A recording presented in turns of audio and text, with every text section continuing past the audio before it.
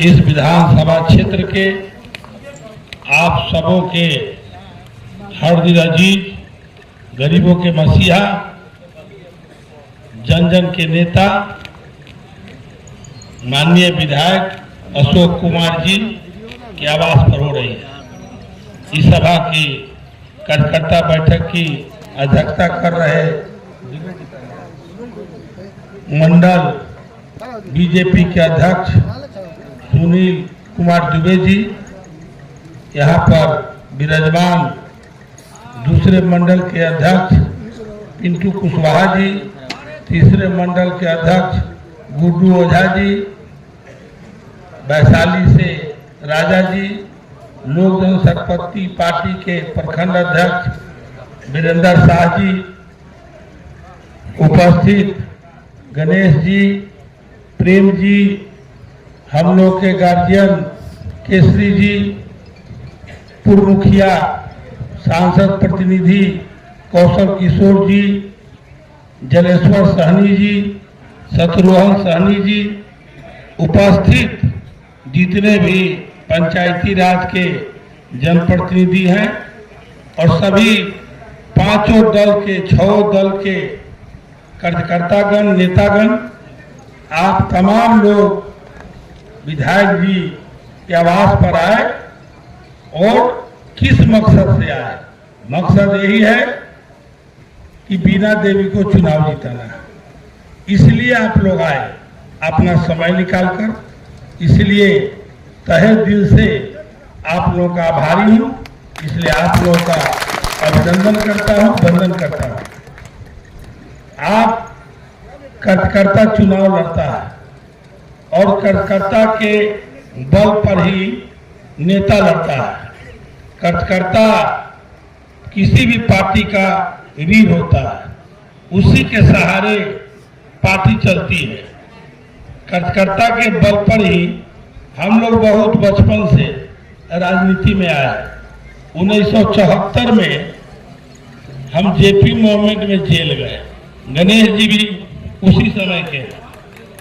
74 में हम जेल गए, मुजफ्फरपुर जेल में थे और भागलपुर जेल में थे। और उस समय देखते थे कि भारतीय जनता पार्टी का कोई टिकट लेने वाला नहीं था, कोई पूछता नहीं था। कोई उम्मीदवार खड़ा होता था तो लोग हंसता था कि इसको कै गो वोट है। लेकिन जीरो से शुरू करके और कार्यकर्ता के बल पर आज भारतीय जनता पार्टी देश पर हीरो बना। ये सब कार्यकर्ता के ही बल पर होता है। आपका ही सहयोग और बल है कि आज जो है लगातार पारू विधानसभा क्षेत्र से लगातार आपके विधायक अशोक सिंह जी भारी मत से चुनाव जीत रहे हैं। और आगे भी हमारा उम्मीद है, जो इनका मेहनत है और जो इनका जनसंपर्क रहता है, कोई भी जब तक जिंदा है किसी से हारने वाले नहीं है। मैं यही बताऊंगा कि विपक्ष के पास कोई मुद्दा नहीं है। आज तेजस्वी यादव का मैं भाषण सुनता हूं, उस संविधान की बात करते हैं। हमको लगता है कि संविधान शब्द उसको कलम और कागज दे दिया जाए तो लिख भी नहीं सकता, लिख भी नहीं सकता। और उसको संविधान का ज्ञान सिखा रहा है, क्योंकि उसको कोई मुद्दा नहीं है। आप ही लोग बताइए कि जो चुनाव हो रहा है, ये चुनाव किस चीज का है? ये चुनाव किस चीज का है? प्रधानमंत्री बनाने का ही चुनाव है। देश का कौन प्रधानमंत्री होगा? एक एक बच्चा से पूछिएगा, एक एक बूढ़ा से पूछिएगा, जवान से पूछिएगा, चाहे वो किसी जाति का हो, भले ही जाति में भड़का करके लोग उल्टा पलटा कराता है, लेकिन हृदय पर हाथ धर के पूछिए, क्या देश के प्रधानमंत्री नरेंद्र मोदी के बनने के बाद भारत का शान शौकत बढ़ा है कि गिरा है? बढ़ा है। आप टीवी पर देखिए, न्यूज में देखिए, किसी देश के प्रधानमंत्री और राष्ट्राध्यक्ष का हिम्मत नहीं है कि भारत के तरफ आंख उठा के देखे। सारे के सारे देश नरेंद्र मोदी से डरते हैं। और जैसे नरेंद्र मोदी किसी देश में प्रवेश करते हैं तो हम लोग टीवी पर देखते हैं कि बाघ की तरह चलते हैं और वहां के प्रधानमंत्री उनके सामने बौना हो जाता है। ये भारत की शान है और नरेंद्र मोदी ने यह भारत के शान को बढ़ाया है। जो स्थिति है, एक ही प्रधानमंत्री बनी थी जो कुछ मामले में पूरा विश्व में उनका नाम हुआ था, वो थी श्रीमती इंदिरा गांधी। और उससे भी बड़ा विश्व गुरु बनने जा रहे हैं नरेंद्र भाई मोदी। उनकी चुनाव और उनकी चुनाव के तुलना में कोई प्रधानमंत्री का उम्मीदवार अभी तक घोषित नहीं हुआ, कोई चेहरा नहीं मिल रहा है। ये चुनाव प्रधानमंत्री के लिए हो रहा है। आपसे लोग तर्क वितर्क करता है, मैं एक एक बात बता रहा हूं। ये प्रधानमंत्री चुनने का चुनाव हो रहा है। तो बीना देवी नरेंद्र मोदी के उम्मीदवार है कि जीत के जाएंगी तो नरेंद्र मोदी देश के प्रधानमंत्री होंगे।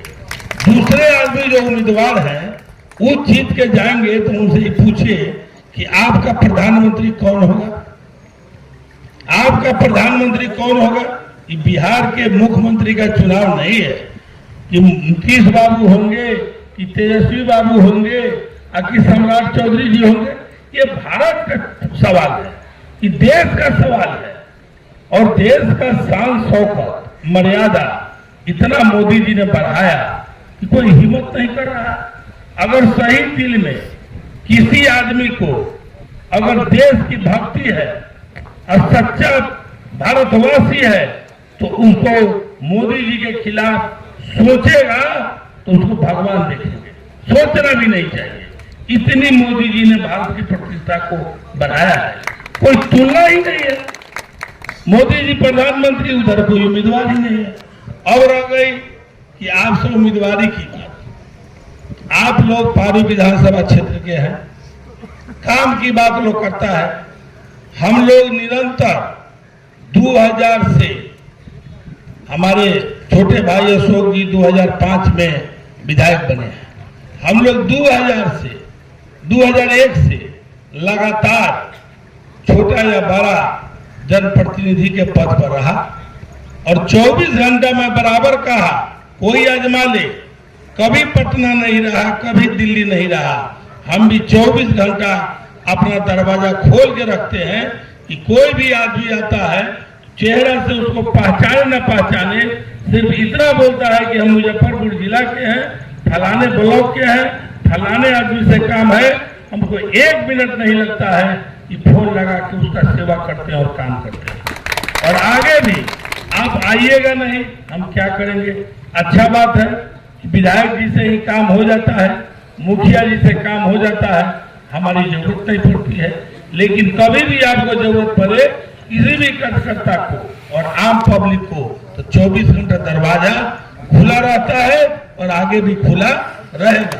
आपके हर दुख सुख में साथ रहे हैं और आगे भी रहेंगे। जहां तक काम की सवाल है, आप सब यहाँ के हैं। एक बार बीना देवी सांसद बनी है। इसके पहले कोई सांसद यहाँ था कि नहीं? था कि नहीं बोलिए? था। 10 बेर था, 10 आदमी रहा। एक काम भी खोज के बता दीजिए कहीं पर कि किसने कौन काम किया। एक काम हमको बताइए या उस काम का फोटो लाके दिखाइए। क्यों करेगा? उसका भी दोष नहीं है। सांसद का काम है, आप चुन के भेजे हैं तो दिल्ली जाके अच्छे प्रधानमंत्री का चुनाव करना, मोदी जी को वोट देना। इन्होंने मोदी जी को वोट दिया। जितना बिल पास हुआ सब बिल में उपस्थित होकर उनका समर्थन करना, इन्होंने समर्थन किया। रिकॉर्ड है, गूगल मार के देखिए।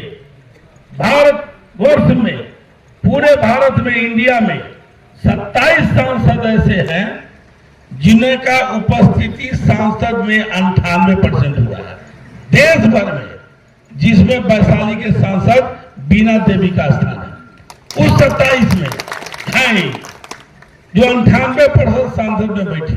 तो आप सांसद में बैठ के प्रधानमंत्री का समर्थन करने के लिए भेजे थे, कि वहां एब्सेंट हो गए, यहाँ घूमने के लिए भेजे थे। तो गूगल पर देखिए, उस 27 देश में है, उसमें ये है।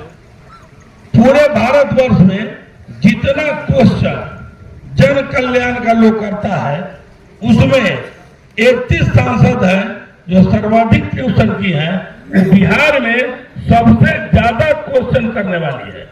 उसका भी रिकॉर्ड मैं बनवा रहा हूं और बुकलेट रिपोर्ट कार्ड छपवा रहा हूं।